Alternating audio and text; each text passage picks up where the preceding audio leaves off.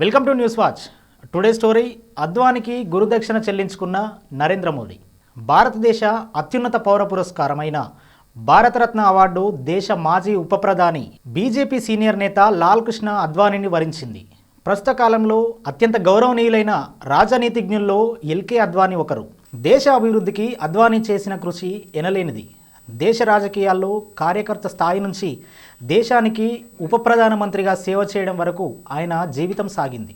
దివంగత ప్రధానమంత్రి అటల్ బిహారీ వాజ్పేయి హయాంలో లాల్ కృష్ణ అద్వానీ దేశ ఉప ప్రధానిగా సేవలు అందించారు. అదే సమయంలో పలు కేంద్ర శాఖలకు కూడా మంత్రిగా పనిచేశారు. 1970 నుంచి 2019 మధ్య ఎల్కే అద్వానీ పార్లమెంటు ఉభయ సభల్లో సభ్యుడిగా ఉన్నారు. అయోధ్యలో రామమందిర నిర్మాణం కోసం రథయాత్ర చేపట్టి యావత్ దేశాన్ని ఏకం చేసిన వ్యక్తిగా ఎల్కే అద్వానీ చరిత్రలో నిలిచారు. కాశ్మీర్ నుంచి కన్యాకుమారి వరకు దేశం మొత్తం రథయాత్రను నిర్వహించారు.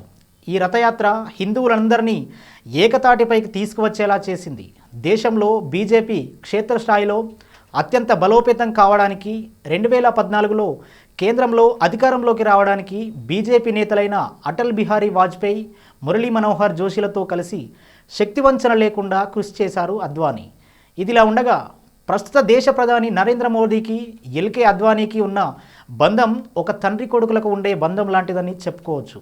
అగ్రవర్ణ బ్రాహ్మణ భావజాలం ప్రధాని నరేంద్ర మోడీని అణిచివేయాలని ఎన్నో కుట్రలు పన్నినా ఒక కోడి తన పిల్లను ఎలా హక్కును చేర్చుకొని కాపాడుకుంటుందో అలా అద్వానీ మోడీని కాపాడుకున్నాడని చెప్పుకోవచ్చు. మొన్నటికి మొన్న అయోధ్య రామమందిరంలో బాలరాముడి విగ్రహ ప్రాణప్రతిష్ఠ స్వయంగా బీసీ బిడ్డ అయిన మోదీ చేతుల మీదుగా జరిపించడంతో బ్రాహ్మణులు దానిని ఒక వివాదానికి తెరలేపారు అనడంలో ఎలాంటి సందేహం లేదు.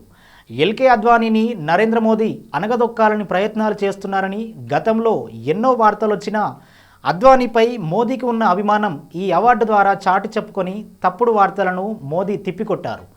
పార్లమెంటులో అద్వానీ చేసిన ప్రసంగాలు ఎల్లప్పుడూ ఆదర్శప్రాయంగా ఉంటాయని, ఏదేమైనా 96 ఏళ్ల వయసులో అద్వానీజీ భారతరత్నకు ఎంపిక అవ్వడం చాలా సంతోషంగా ఉందని, ఆయనకు భారతరత్న వరించడం పట్ల తాను అభినందనలు తెలుపుతున్నట్లు ప్రధాని నరేంద్ర మోదీ ట్వీట్ చేశారు. ఇది వాళ్ళ స్టోరీ. మరో స్టోరీతో మళ్ళీ కలుద్దాం.